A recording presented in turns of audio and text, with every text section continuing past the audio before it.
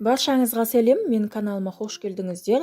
Бүгін біз сіздермен қыс мезгілінде голубцы жасау үшін болгар бұрышын мұздатқышта қалай дұрыс сақтау керек екенін және де қызанақты қалай дұрыс сақтауды көрсететін боламын.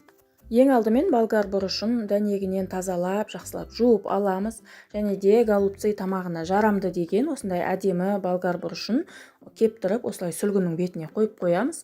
Және де қисық өскен голубцы тамағына жарамайтын болгар бұрышын осылай төрт бұрышты етіп турап, тамаққа қосқанға, сорпаға қосқанға төрт бұрышты етіп турап, мұздатқышқа салып қатырамыз. Дәл осылай бір-біріне тигізбей тақтайдың бетіне мұздатқышқа қатыратын боламыз. Шамамен бір түн уақыт қатқаннан кейін осы болгар бұрышы осы жабыспай, бір-біріне тимей қататын болады.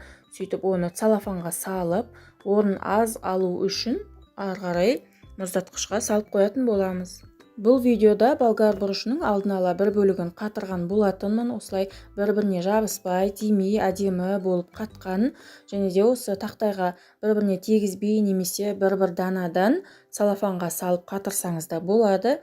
Және де қатқаннан кейін болгар бұрышын дәл осылай целлофанға салып қойсаңыз аз орын алатын болады. Және де қыс мезгілінде голубцы тамағын жасау үшін осы болгар бұрышын дәл осы қатты күйінде фаршты салып тамақты жасай бересіз. Оны ерітіп қажет емес, ол еріген соң ол жарамсыз болып қалады.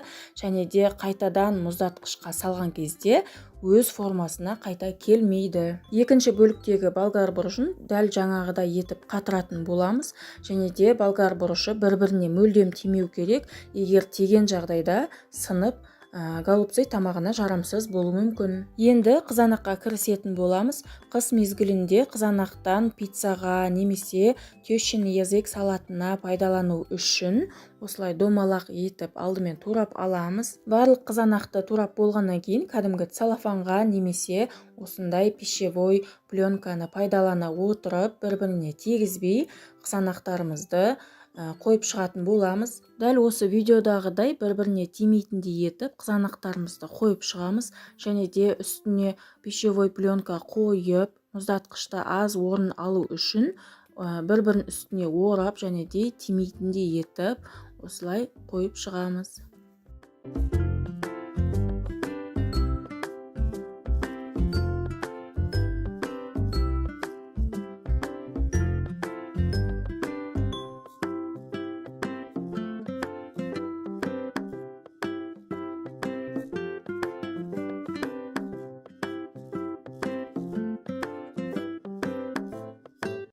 Видеода көріп тұрғандарыңыздай бұл алдын ала қатырылған қызанақтар. Және де осылай ашып бөлме температурасында сәл уақыт ұстасаңыздар бұл өздігінен ажырайтын болады.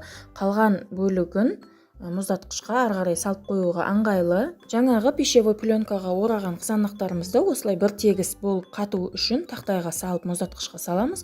Және де қызанақтың қалған бөлшектерін осылай майда-майда етіп турап пластик ыдысқа салып мұздатқышқа салып қоямыз. Видеоны соңына дейін қарағандарыңызға рахмет. Және де бұл видео барлығыңызға пайдалы болды деген ойдамын. Қош сау болыңыздар.